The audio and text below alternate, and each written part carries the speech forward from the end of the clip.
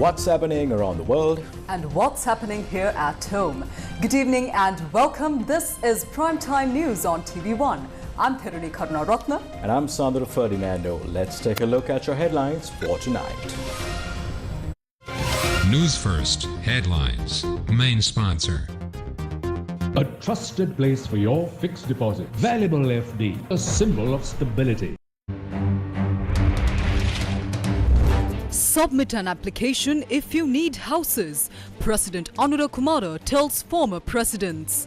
මේ රටේ පුරවැසියන් ආණ්ඩුවේ මොකක් හරි ගන්න ඇප්ලිකේෂන් එකක් පුරවන්න ඕන. දියා සලකා බලලා අනුකම්පාවෙන් යුතු යමක් දෙන්න. Ministry of Education issues guidelines on school social media platforms. Sajid promises to negotiate new IMF agreement under his leadership. මේ IMF ගිවිසුම වෙනුවට අලුත් ගිවිසුමකට නායකත්වය ලබා දෙන්නට අපි කටයුතු කරනවා කියලා මම මේ අවස්ථාවේ ප්‍රකාශ කරනවා. Why buy fuel from the same people while accusing them of soliciting bribes? Namal raises questions. දැන් අහන්න තියෙන්නේ පරණ ඇමතිර කොමිසි මුදලක් ගියා නම් ඒ සමාගමටම අලුතෙන් ටෙන්ඩරේ දීපු ඇමතිරත් ඒ කොමිසි එකේ නමද? We are operating on previous budget. New parliament needed for reforms, says Prime Minister. ඒකට සුදුසු අයවැයක් අනුමත කරන්න පුළුවන් පාර්ලිමේන්තුවක් අපි හදා ගන්න ඕන. Sugatadasa Stadium records over 35 million in unsettled payments. Sports complex in dilapidated condition. Meteorology Department warns of heavy showers and lightning in several areas.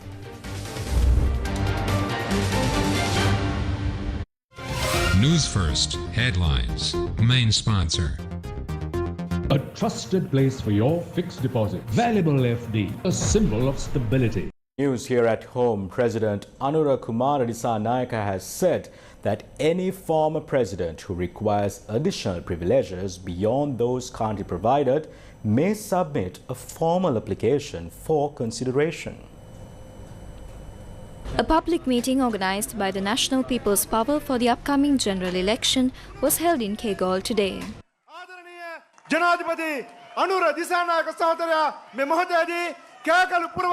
President Anura Kumara Dissanayaka emphasized that politicians must set high standards for themselves.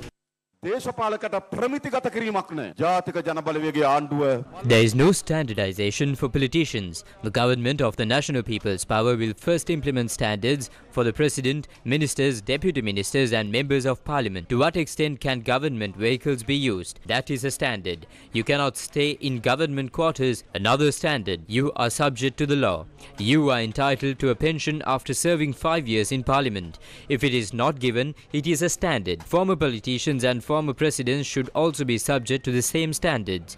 The Constitution, circulars or acts do not permit keeping an ambulance at home or keeping cooks at home. They do not permit to keep 16 or 30 vehicles. The National People's Power government first revoked all privileges and benefits that were not provided by the Constitution, law or circulars. Then they say it is revenge.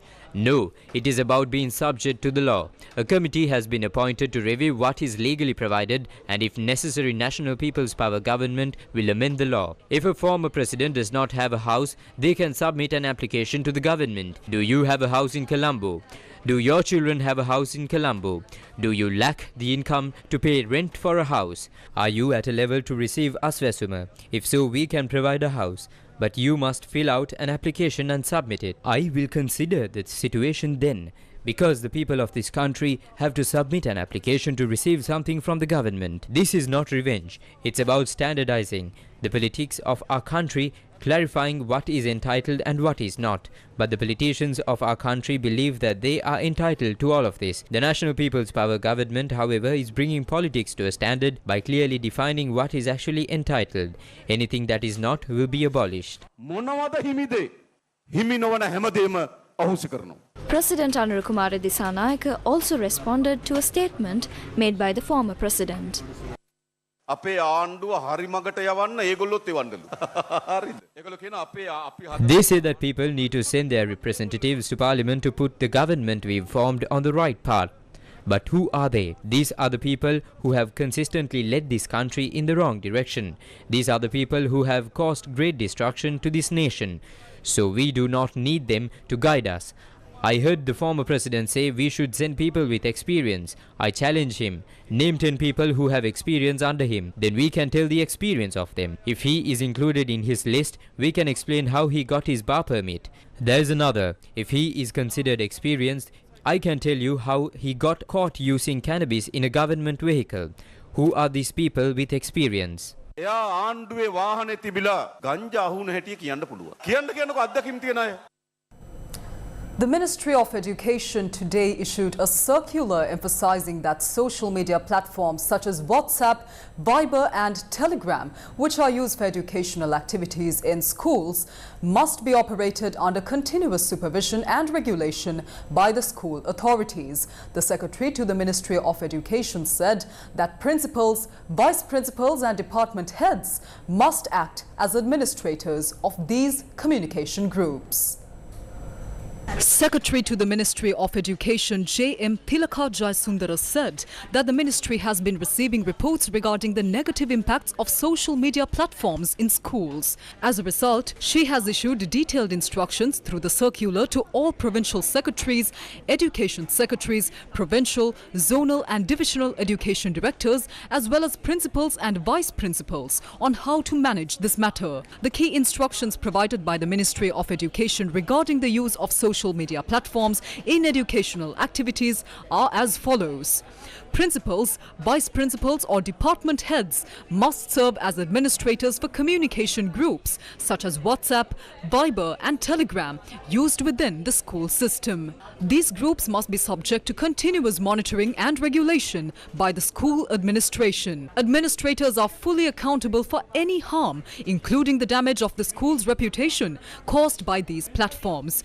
Communication groups should be limited to discussions within the prescribed curriculum and educational activities. Students who lack access to technological devices should not be disadvantaged by the use of these platforms. Educational materials for primary school students should be communicated in a structured and organized manner. Social media platforms should only be used for reminders or notifications related to academic matters. These platforms should not cause inconvenience to parents or family members when distributing assignments or homework to the students. No messages, images, audio recordings or announcements that may violate the student's privacy or cause mental stress should be shared via these platforms. Any such incidents will result in strict disciplinary action. In the event of issues or disputes within these communication groups, legal action will be taken in accordance with Sri Lanka's laws, including the Right to Information Act and the Information and Communication Technology Act.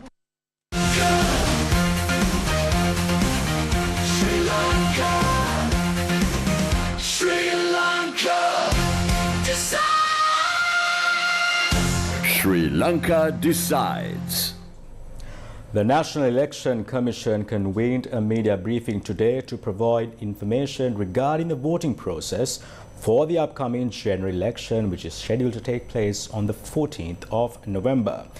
Chairman of the Election Commission R.M.L. Ratnayaka expressed these views. This time the left index finger of the voter will be used to mark the vote, since the pinky finger and thumb were used for the presidential polls and the LPTA Pradesh Sabha election. The left index finger is used this time, and all promotions will end at midnight on the 11th of November. There will be a silent period from midnight on the 11th until the election day on the 14th. Candidates have set up offices for election campaigns. All the offices established at the electorate or the polling station level must be removed from the midnight of the 12th of November. After midnight on the 12th, the only place where political parties and groups are allowed to set up offices is the one designated as the electoral district office. And from that date onwards, the candidates may set up one office in the electorates. Also, the candidates' residence can be maintained as a campaign office during the period. However, none of those offices may display any campaign-related items or be used for publicity activities, especially this time where there are two types of ballot papers. Here is a single-column ballot paper prepared for Polonnaruwa, Monarakala and Kegol districts, and for the other 19 electoral districts where a larger number of candidates have been nominated, a ballot paper with two columns will be used. At the time of casting your vote, the first thing to do is mark a cross in front of the box provided in front of the name of the party or independent group of your choice. After casting that vote, you may mark up to 3 preferences. The lower part of this ballot paper is meant for marking preferences. There are numbers corresponding to the numbers of candidates contesting from the respective district. Those numbers are called the preference number allocated to the candidate, so you can mark your preference there. I am showing you a ballot paper with correctly marked votes and a ballot paper with preference marked for one candidate. This is a valid ballot paper. Next, if you want to, you can mark your preference for 2 more candidates. Here is a ballot paper with 3 preferences marked. Leader of the Samagi Janabalawega, Sajid Premadasa, said that it is time to fulfill the promises made to the people by using executive power. Another rally in support of the Samagi Janabalawega was held in Colombo. It was chaired by SJB leader Sajid Premadasa. අපේ රටේ ලක්ෂ 220ක් ජනතාව හිටපු ජනාධිපතිවරයා ප්‍රමුඛ රජයනුත් බැටකෑවා. Over 22 million people in our country were oppressed by a government led by the former president, and there has been no change so far. We live in an era where we are constantly let down by false promises. The current executive president has the power to fulfill his commitments by using the executive power at his disposal. So why isn't the president reducing fuel prices? The chairman appointed by him to the CPC claims that reducing prices would lead to the country's collapse. Why isn't the president lowering electricity tariffs by 33%? You as the executive president appointed by the people should be using your powers to make a difference. Reduce both electricity and fuel prices. Instead of addressing food prices, the government has initiated a queue for coconuts. The president promised to reduce VAT taxes once he took office. What has been achieved after 2 discussions with the IMF? He simply bowed down to them. I have a request for all of you regarding the upcoming general election. I want to emphasize that we will work to establish a leadership for a new agreement, one that replaces the current IMF deal, which only burdens the people of our country. බරපතවන මේ IMF ගිවිසුම වෙනුවට අලුත් ගිවිසුමකට නායකත්වය ලබා දෙන්නට අපි කටයුතු කරනවා කියලා මම මේ අවස්ථාවේ ප්‍රකාශ කරනවා. National organizer of the Sri Lanka Podujana Peramuna Namal Rajapaksa said that the actions the present government claimed would never be taken have been carried out within a few weeks of coming to power. It has been 5 to 6 weeks since the president came into power. We do not expect 5 years worth of policies to be fully implemented in just 5 to 6 weeks. The problem we have is that actions which were promised not to be taken have already been carried out within the first few weeks. He said fuel prices can only be reduced if ministerial bribes are stopped. The government that made such promises to come to power has now awarded a contract to the same company that the previous government had dealt with. What we need to ask now is whether the new minister is receiving the same bribe as the old minister did, or if the story about the old minister taking bribes was a deliberate lie. We are not asking this out of anger, but in good faith.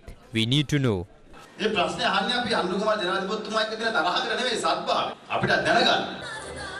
SLPP leader, former President Mahinda Rajapaksa attended this meeting as well.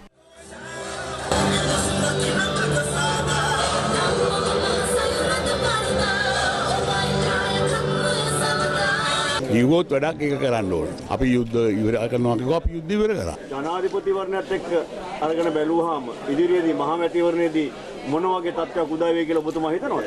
අපි අනිවාර්ය ජයග්‍රහණය කරනවා. ඒක අහන්න ඕන ප්‍රශ්නකුත් නෙමෙයි මම හිතන්නේ. ඒක නාමල් රාජපක්ෂ මහත්තයා කියනවා පක්ෂය ඉදිරි දශකයේ තුල බලවත්ව පක්ෂය කරනවා කියලා.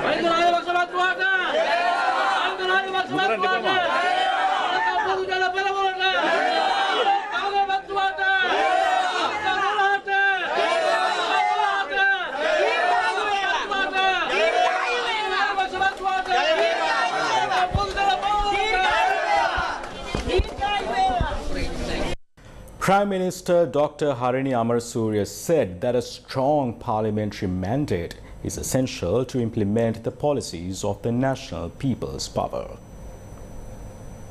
A public meeting was held today in Aturugiriya, chaired by Prime Minister Dr. Harini Amarasuriya. අදටත් තාම සම්මත වෙලා මේ රටට ක්‍රියාත්මක වෙන්නේ. Even today, the budget, laws and policies adopted by the previous government are still being implemented in this country. We continue to operate within the budget allocated by them for our ministries. As a result, we are unable to fully implement the agenda we agreed upon with this parliament. To do so, we need to operate in a parliament that can approve a suitable budget. In a few days, the people of this country will have an opportunity to reform the parliament. Until now, we had no clear understanding of what a truly functioning parliament looked like. It was only after Anura Kumara assumed office that we came to understand what it means to have a president genuinely committed to serve the country.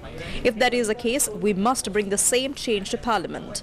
When you voted for us, there were many tactics used against us. They said gas cylinders would explode, fuel queues would return, the dollar would collapse, countries would isolate us, we would close temples, stop giving donations to monks, cancel the Kandi Perahara, seize vehicles, and forcibly take one house if some owned two. They even claimed that if a room in house was empty, we would put other people into it. I heard claims that anyone over 65 would be killed, that businessmen would be deceived, investors would flee, and the stock market would crash. These fears were widespread and many people were frightened by them. However, we believe that 14th of November marks a time when the fear has diminished and confidence is growing. New people are joining us. With a great victory on the 14th of November, we are confident that we will reform the parliament, elect a group capable of implementing policies for a prosperous nation and a better life, and secure the ministerial positions necessary to make this vision a reality. ලබා ගන්න පුළුවන් කණ්ඩායමක් පාර්ලිමේන්තුවට එවයි කියන විශ්වාසය අපිට තියෙනවා. Chief Executive of the Samagi Janabalawega Ajit P. Pereira said that former President Ranil Wickremesinghe is cunningly and maliciously working against the Samagi Janabalawega as per his personal opinions. Now, he made the statement at a media briefing held today. Ranil Wickremesinghe is cunningly and maliciously working against the Samagi Janabalawega based on his personal opinions. The election results were different this time because of his betrayal. We are people of the same power camp. Ranil Wickremesinghe is still reluctant to retire. He is not asking for votes. Neither is he contesting from the Colombo district, and nor is he in the national list. He is aware that winning a parliamentary seat this time would be a challenge to him. He worked indirectly for the victory of Anura Kumara Dissanayake, knowing that he did not stand a chance of winning. He brought in a Tamil common candidate through his friend and paved the way for Anura Kumara Dissanayaka's victory in various other ways as well. Not only has he failed to hand over the United National Party to the next generation, but we believe that he would stay in his position until he resigns or dies according to the constitutions.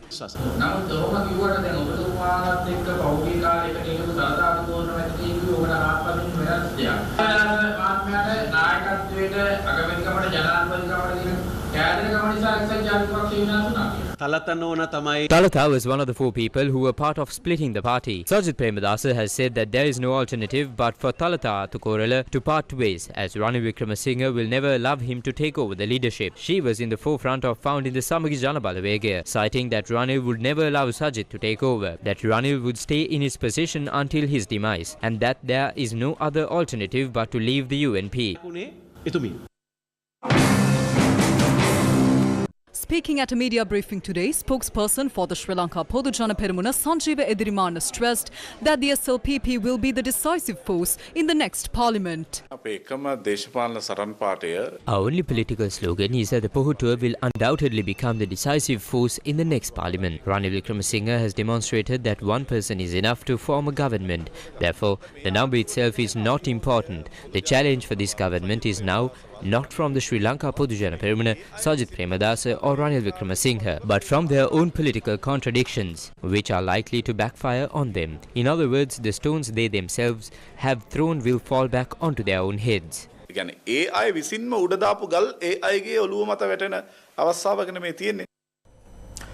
What happened to Sri Lanka? Here's yet another episode of this series.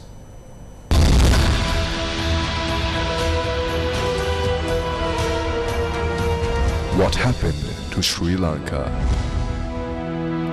On the 16th of December 1962, the Sugatadasa Stadium in Colombo was officially opened, quickly establishing itself as one of South Asia's premier multi-purpose sports complexes. Every athlete who has already brought international glory to Sri Lanka has competed at this very venue. The stadium is managed by the Sugatadasa National Sports Complex Authority. On 2 occasions, the South Asian Games were hosted at the Sugatadasa Stadium. However, today, this once thriving stadium is in a state of serious neglect. This is not a problem that emerged overnight. It has been a slow, steady decline, and it is heartbreaking to watch. The stadium's centerpiece is its running track. The running track is now riddled with cracks and worn patches. Maintenance seems almost non-existent. The complex is primarily sustained by the revenue it generates. There is significant demand for this venue, with potential for hosting various events. The Sugatadasa Indoor Stadium, the running track, the open-air stadium, the swimming pool and the surrounding grounds are all available for lease to other parties, with financial arrangements made on a case-by-case basis. But the core issue is not about renting out these spaces. The issue is that the parties who have rented this venue in recent times have failed to pay their dues. As a result, there is no funding available to properly maintain the stadium. Following the change in government, when the Ministry of Sports investigated the situation, it was revealed that an outstanding amount of around 35 million rupees is owed, and this needs to be paid immediately. What is most troubling is that among those who have failed to pay, several political parties are also involved. And that's just the tip of the iceberg. Other individuals too are on the list. The Ministry of Sports has the full list. We have it too. But for now, we are not going to mention names. Here's the real problem. While these parties and individuals enjoy the benefits of using the stadium, they have refused to pay their dues. The Sugatadasa Stadium isn't just a building, it's a national treasure, a critical part of Sri Lanka's sporting future. The people who should be paying to preserve it are getting away with it. This is a story we have heard before. A few have profited while the country suffers. They've exploited their influence for personal gain while the public foots the bill. It's time to stop this. The power of the people. Minister of Transport, Highways, Ports and Civil Aviation, Vijitha Herath, yesterday conducted an inspection tour at the Port of Colombo. Minister Vijitha Herath's inspection tour aimed to address several ongoing issues related to the container handling and logistics operations at the Port of Colombo and to identify practical solutions. During the visit, Minister Herath reviewed complaints raised by port workers, truck drivers and representatives of container transport owners associations. He provided instructions to the relevant authorities to address these concerns promptly, as confirmed by the Ministry of Transport, Highways, Ports and Civil Aviation.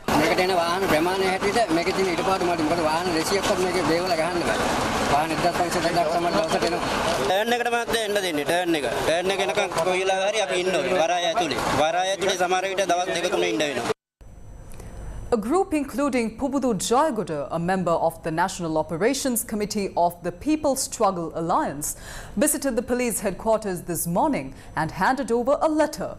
Now, this letter addresses the ongoing investigations into the cases of missing persons.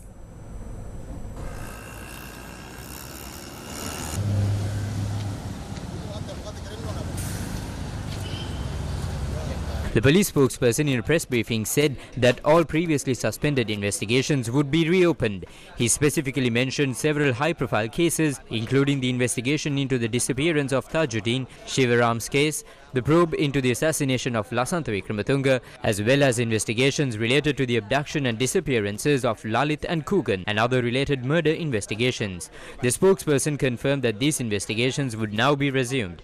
We came to the police headquarters today to seek clarification on the resumption of these investigations, as we have the right to know when they will commence, the timelines involved and who will be leading these inquiries. We also wish to offer our support in these investigations. The information, witnesses and evidence we have gathered should be presented to the police, should these investigations proceed in good faith. This is why We are raising our concerns with the police today and requesting further information. We are hopeful that the police will take immediate action as investigations into the cases of Lalit, Kugan and others have been delayed for over 12 years with little to no progress. We now expect an intervention to expedite and strengthen these investigations. The People's Struggle Alliance stressed that the government must take steps to repeal the Prevention of Terrorism Act. The government has used past public opposition and taken advantage of the public's emotions from the Aragale. They are now unable to directly say that they won't repeal the Prevention of Terrorism Act. We see this as an attack on the people who were hoping for real change in this country. If they can't even take a clear stand on basic policy issues, we have serious doubts about the direction of this government. Is Anurukumara Dissanayake still in the picture, or are we going to see the rise of someone like Anura Rajapaksa or Anura Wickramasinghe? These are the questions now being raised in society. We are once again speaking of the Prevention of Terrorism Act, because once again a government has come to power promising the repeal of the PTA, and after coming to power they are shielding themselves, are using the Prevention of Terrorism Act as a shield, protecting themselves from people and legitimate people's demands.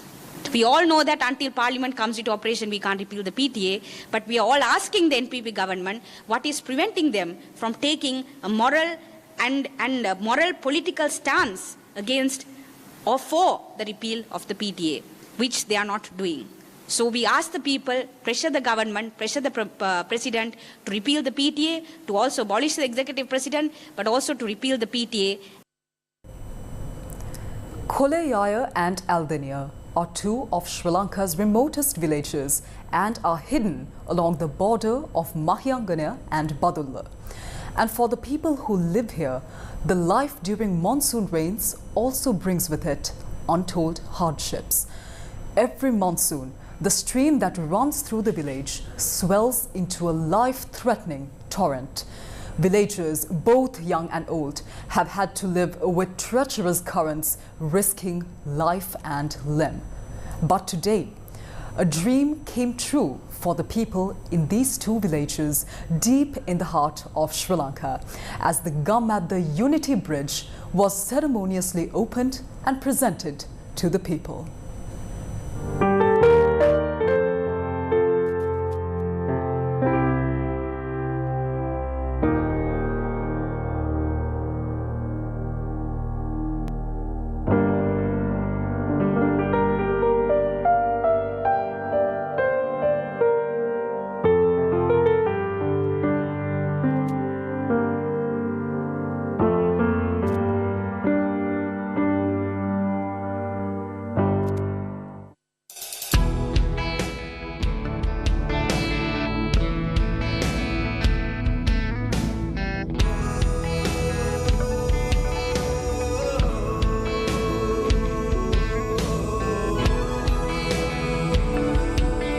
They say that hope springs eternal, and that's exactly what the people of these villages received today.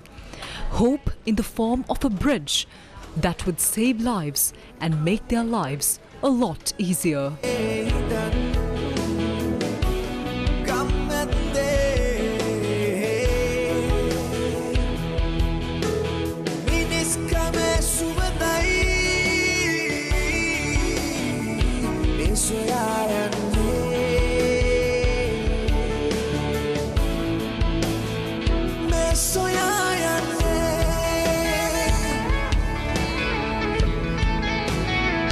The foundation stone to construct a brand new bridge was laid only a few months ago. Serena Grant of the Walk Free Foundation in Australia was also present at the foundation laying ceremony.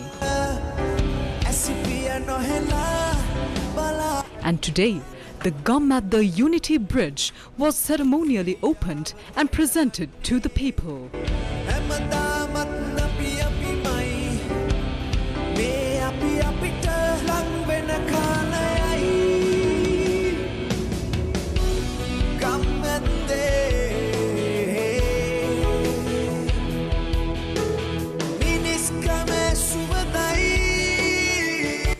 As with all Gammadda initiatives, this one was also supported by Sri Lankans themselves. Speedmark Transportation Lanka Private Limited, led by its managing director Sunil Malavana, partnered with Gammadda to make this improbable dream come true.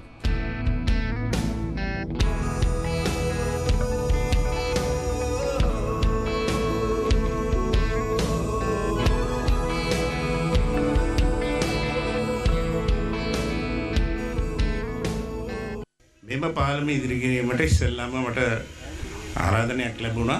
ආකෘතියක් මට ගෙනල්ලා පෙන්නුවා. ඉතින් මං ගෝවා ඒගොල්ලම කිව්වා මට. They brought a plan to me before the bridge was built and told me it would be a difficult task. I said no, let's do this. I'll take care of the financial aspects. When the foundation stone was laid, they said the project would be completed in 3 months. I hope this investment benefits the people of both villages. ගම් දෙකට ප්‍රයෝජනවත් වෙන ආයෝජන මේ ගම් දෙකටම ලැබේවා කියලා මගේ ප්‍රාර්ථනය. පාලමක් කියන්නේ නිකම් මේ එහාට මෙහාට යන්න හදන දෙයක් නෙමෙයි. පාලමක් කියන්නේ මහා සංකල්පයක්. ඒ නිසා මෙසොපොටේමියානු A bridge is not merely a structure built to allow passage from one side to another. It represents a profound concept from the era of Mesopotamia to date. All the bridges constructed were designed to bring people together. It is through this connection that great civilization and cities emerge. Nations prosper not when people are divided, but when they are united, when society comes together. The symbolic importance of a bridge goes beyond its practical function of connecting two places. It embodies the idea that from this moment onward, we are opening the way to a new future. පුළුවන් කියන එක විතරක් නෙමෙයි. ඒ පාර්ලිමෙන් කියන්නේ අද ඉඳන් අපිට අලුත් අනාගතයක් තියෙනවා කියන එක. Villagers, government officials, local authorities and members of the Gammadda movement came together in a powerful display of unity. This included the divisional secretary of Rithi Maliyadda Takshila Gunaratna, chief of the indigenous community Uruvarge Bannila Atto and police OIC of Mahyanganaya, chief inspector Rohan Vijay Ratna. They gathered as one to witness a moment that changed everything. The moment when years of struggle ended. Never again would the people of these villages fear the rains.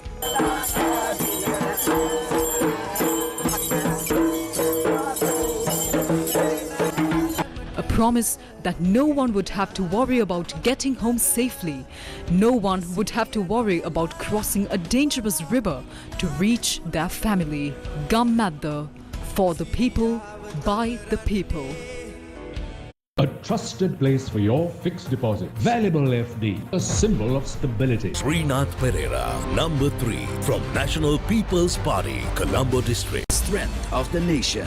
Vote Rosie Senanayake, number 14 from the gas cylinder. Pirisudu Mahatma Deshapalane Colombo Sannamaya, Acharya Ram. Anka 7 Samaga Janabala Vegaya. A clean parliament powered by NPP, Jatika Janabala Vegaya.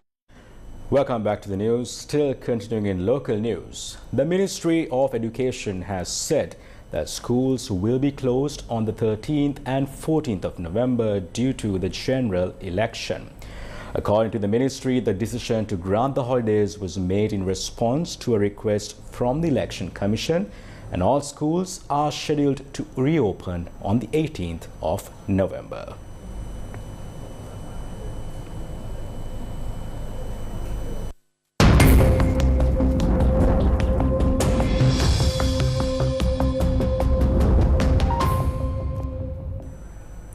On to your weather news now. The Department of Meteorology has issued a warning that thunderstorms with heavy lightning this evening and night are expected in the northern, north central, northwestern, central, Uva, Western and Sabaragamo provinces. The department also noted that the Trincomalee and Ampara districts are likely to experience thunder showers with lightning.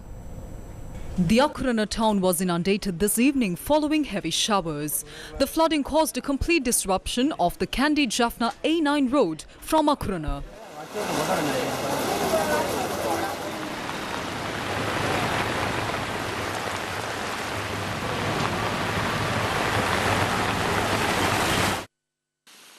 Badulla also experienced heavy showers this evening. The Colombo main road and several byroads were inundated, while mounds of earth collapsed at multiple locations along the roads. Kalupalama, which leads to the Haliala railway line, was also submerged. The road opposite the Badulla hospital was also inundated this evening. The water levels of the Badulla Kuda Oya has risen, leading to the inundation of the Dunuangia bridge. Due to heavy showers, 6 sluice gates of the Thabbova reservoir were opened this evening, releasing water into the Nanneri Oya.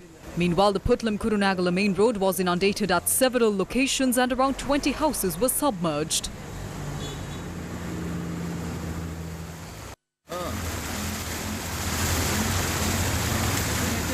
The Colombo-Jaffna main road was also inundated in Sirambi Adia in Putlam and the second mile post. I'm also with Marikar, SM Marikar, number 16, Samaki Janasandhane, Colombo District. Mujibur Rahman, SJB, Colombo District, number 12. Strength of the nation. Vote Rosie Senanaika, number 14, from the gas cylinder. A clean parliament powered by NPP. Jatika Janabalavegia. Welcome back. The Golf Face Hotel in Colombo celebrated the start of the festive season today with its much anticipated annual cake mixing event. The Golf Face Hotel in Colombo today kicked off its festive celebrations with the much-loved annual cake mixing event at the Checkerboard. This tradition, held ahead of the Christmas season, brought together loyal guests, hotel staff and social dignitaries to mark the beginning of the holiday festivities. The event was filled with holiday cheer as participants were given hats, gloves and aprons before getting hands-on in mixing the rich blend of fruits, nuts and spices that go into the hotel's famous Christmas cake.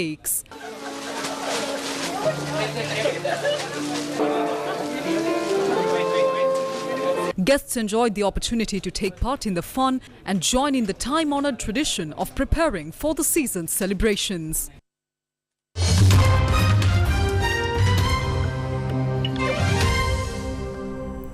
US President-elect Donald Trump has announced his campaign manager Susan Summerall Wiles will serve as his White House Chief of Staff when he takes over the presidency next year.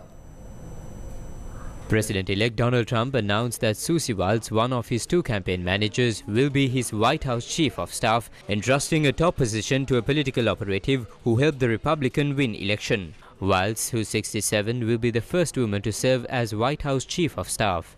In a statement, Trump said that Wiles, quote, just helped me achieve one of the greatest political victories in American history, and he's tough, smart, innovative, and is universally admired and respected, end quote. The Trump transition team is currently working to choose top members of the incoming Republican administration, including the heads of all 15 executive departments, such as secretaries of the state and defense from the 20th of January. In more news overseas, Dutch police have arrested 57 people in the center of Amsterdam after clashes broke out, reportedly involving young locals and Israeli football supporters. Prime Minister Dick Schoof condemned, quote, anti-Semitic attacks, and Israel Prime Minister Benjamin Netanyahu said 2 rescue planes were being sent to Amsterdam after what Israel's military described as, quote, severe and violent incidents against Israelis, end quote. A police spokeswoman told Dutch media that unrest had broken out around Dam Square in the heart of the capital, but did not say who was involved. Supporters of Israeli club Maccabi Tel Aviv had travelled to Amsterdam for a Europa Cup match against Ajax. Schoof said he had followed developments with horror, adding that he had spoken to Netanyahu and emphasizing that the perpetrators will be tracked down and prosecuted. There had already been arrests and trouble in Dam Square ahead of the match involving Maccabi fans and pro-Palestinian protesters, and there were reports of supporters setting off fireworks and tearing down a Palestinian flag on a nearby street. But the unrest grew after the game. Police said it was unclear who had taken part in the riots, telling local media that those involved were wearing dark clothing. Several videos circulated on social media, with one showing a man being kicked and beaten on the ground and another showing someone being run over. Amsterdam mayor had earlier sought to prevent trouble trouble by moving pro-Palestinian protesters away from the Johan Kafri arena. But Dutch reports said a large group had then tried to head to the stadium only to be stopped by riot police. And with that, we wrap up news for tonight. Thank you for watching. Good night.